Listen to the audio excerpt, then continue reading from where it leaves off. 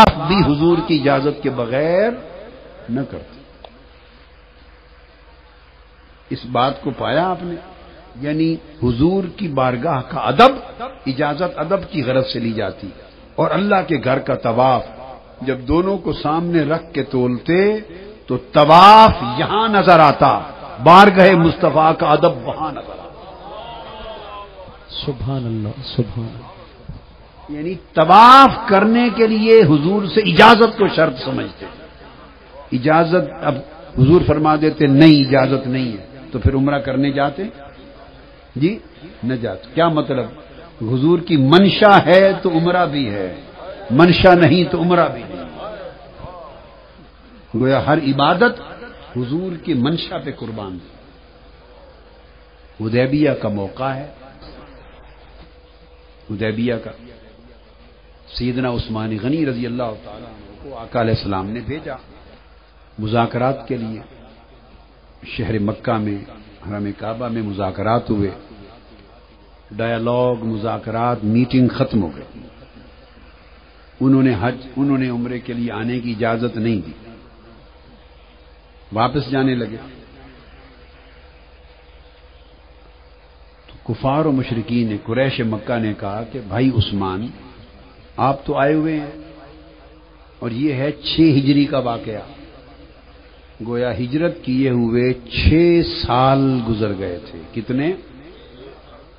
اور 6 سال کے بعد پہلی مرتبہ سیدنا عثمان غنی حرم کعبہ میں آئے تھے. 6 سال کے بعد آئے ہوں، کعبہ سامنے ہو، اور آقا علیہ الصلوۃ والسلام نے منع بھی نہیں کیا تھا بھائی طواف نہ کرنا. منع کیا تھا؟ بولیے. منع بھی نہیں کی. مذاکرات کیے، بات ختم ہو گئی. انہوں نے کہا کہ اجازت نہیں اس سال، آپ آئے ہوئے ہیں، آپ طواف کر لیں. آپ طواف سامنے کعبہ ہے، ادھر آقا علیہ السلام کی منع بھی نہیں ہے، مگر صرف حضور نہیں ہے. 6 سال بعد آئے ہیں، مگر وہ کعبے کو کعبہ بنانے والا ساتھ نہیں ہے. جس نے اسے کعبہ بنایا تھا اپنے چہرہ پھیر کر، وہ ذات نہیں، آقا کی ذات نہیں. سین کعبہ میں کھڑے ہیں، انہوں نے کہا آپ طواف کر لیں. آپ نے فرمایا تم نے ہمارے ایمان کو آج تک اور عقیدے کو سمجھا ہی نہیں. تمہیں آج تک یہ بھی سمجھ نہیں آئی کہ ہماری نسبت حضور سے ہے کیا. فرمایا خدا کی قسم واللہ لا اطوف بہ حتی یطوف بہ رسول اللہ. خدا کی قسم اللہ کا گھر ہے، کعبہ ہے، میری آنکھوں کے سامنے ہے، مگر فرمایا اسی اللہ کی قسم جس کا کعبہ ہے اس گھر کا طواف نہیں کروں گا جب تک یار ساتھ نہ ہو. اب یہ حکم کہیں قرآن حدیث میں ہے؟ بولیے ہے؟ اگر آقا علیہ السلام ساتھ نہ ہو تو طواف کرنا جائز نہیں. کہیں حکم ہے؟ شریعت میں کوئی حکم نہیں، کوئی منع نہیں. نہ مطلقاً منع ہے تعلیمات اسلام میں، نہ آقا علیہ الصلوۃ والسلام نے منع کر کے بھیجا تھا. پابندی ہے ہی نہیں، اجازت ہے. سین کعبہ میں کھڑے ہیں، 6 سال کی اداسی ہے. مشرکین کہہ رہے ہیں، دعوت دے رہے ہیں طواف کر لو، اور انکار کر رہے ہیں. کیا کر رہے ہیں؟ میں طواف نہیں کرتا، انکار کرتا. کیوں نہیں کرتے؟ میرے محبوب ساتھ میں. طواف کیے بغیر چلے گئے، صحن کعبہ میں ہو کر اللہ کے گھر کا طواف نہیں. تو مدار کس چیز پر تھا؟ عمل کا، طاعت کا، عبادت کا، عقیدے کا. مدار نسبت و ادب مصطفیٰ پر، عشق و ادب مصطفیٰ پر مدار. فرمایا حضور یہ تو ایک طواف ہے کعبے کا، ایسے لاکھ موقع ملیں تو آپ کے قدموں پر قربان. ہمارا طواف تو آپ کے ساتھ ہے. اب اگر یہاں تھوڑا میں اپنے ذوق کا جملہ بولوں تو جب حضور کے ساتھ نہیں تھے تو طواف جو نہیں کیا، طواف تو حضور کے ساتھ طواف کرتے تھے، تو وہ طواف کعبے کا ہوتا تھا یا مصطفیٰ کا ہوتا تھا؟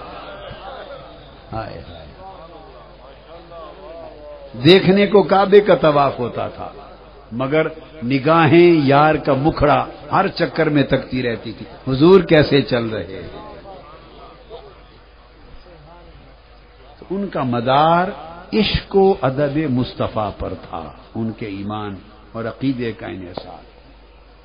تو کئی حکم لکھا تھا کہ ایسا نہیں کرنا، تو بغیر لکھے سن لیں۔ جو ادب ہے، کیا ادب؟ وہ لکھی پڑی دلیلوں کی ضرورت ادب کو نہیں ہوتی، اور محبت کو بھی لکھی پڑی دلیلوں کی ضرورت نہیں ہوتی۔ محبت خود اپنی دلیل آپ ہے، ادب خود اپنی دلیل آپ ہے۔ اس لیے کوئی پوچھے کہ مل جل کے ایسے نعتیں ترنم سے کیوں پڑھتے ہو؟ محبت سے پڑھتے ہیں۔ دلیل کیا ہے؟ محبت خود دلیل ہے،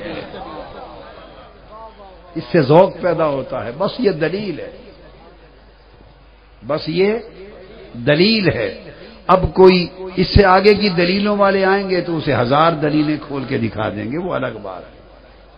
ان دلیلوں کی بھی کمی نہیں ہے، مگر آپ کے لیے ایک ہی دلیل ہے۔ آپ کو سب دلیلیں مٹا کر دلیل ہوتی ہے وہم۔ پنجابی میں کیا بولتے ہیں؟ بڑی دلیلاں آندیاں نے جی، میں نے حکیم طبیب کے پاس جاتے ہیں نا جی، بڑی دلیلاں آندیاں نے۔ کیا؟ یوسوس فی صدور الناس، یہ جو توہمات آتے ہیں نا، طرح طرح کے خیال، اس کو دلیل کہتے ہیں۔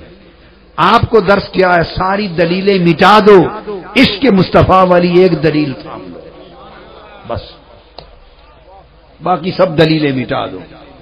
عشق مصطفیٰ کے مقابلے میں سب دلیلیں توہمات ہیں، اور پختہ دلیل ایک محبت والی۔ محبت اپنی دلیل خود ہے، بولیے اپنی دلیل۔ جب عثمان غنی نے کعبہ کا طواف چھوڑ دیا، کس دلیل کے تحت چھوڑا؟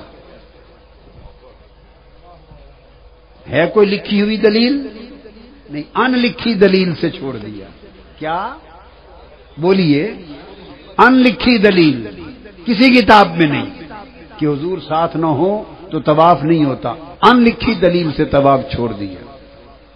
آقا علیہ السلام حجامت بنواتے، گیسوئے پاک کٹواتے، تو صحابہ کرام، صحیح بخاری میں ہے، حضرت ابو ہریرہ رضی اللہ تعالیٰ عنہ روایت کرتے ہیں کہ جب حجامت کرواتے تو آقا فرمایا صحابہ کرام کانوا یطوفون بہی، کہ وہ اس حلاق کا جو بال کاٹتا تھا اس کے ارد گرد اس طرح دائرہ بنا کے گھومتے تھے جیسے لوگ کعبے کا طواف کرتے ہیں، اور ایک ایک منہ مبارک لینے کے لیے دائرہ بناتے، نیچے نہ گرنے دیتے، اور منہ مبارک لے کے سنبھال کے رکھتے۔ یہ کسی جگہ دلیل میں آیا ہے؟ قرآن میں، حدیث میں حضور نے فرمایا میرے بال سنبھال کے رکھا کرو، کہیں حکم دیا ہے؟ ان لکھی دلیل تھی۔ کیا تھی؟ عشق خود اپنی دلیل آپ ہوتا ہے، وہ خود سکھاتا ہے عاشق کو کیا کرنا ہے اور کیا نہیں کرنا۔ اسے کہیں جانے کی، مولوی صاحب سے جا کے فتویٰ لینے کی ضرورت نہیں ہوتی۔ عشق خود مفتی ہے، عشق خود سب سے بڑا مفتی عشق ہے۔ عشق اول، عشق آخر، عشق کل، عشق شاخو، عشق نخلو، عشق گل، عشق خود مفتی۔